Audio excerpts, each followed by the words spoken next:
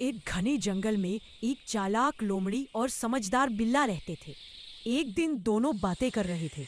लोमड़ी बोली, मेरे पास सैकड़ों तरकीबें हैं खतरे से बचने की। बिल्ला मुस्कुराया, मेरे पास तो बस एक ही तरीका है, पेड़ पर चढ़ जाना। तभी शिकार की आवाज आई।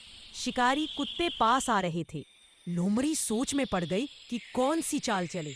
उधर बिल्ला झट से पेड़ पर चढ़ गया। कुत्तों ने लोमड़ी को पकड़ लिया और बिल्ला ऊपर से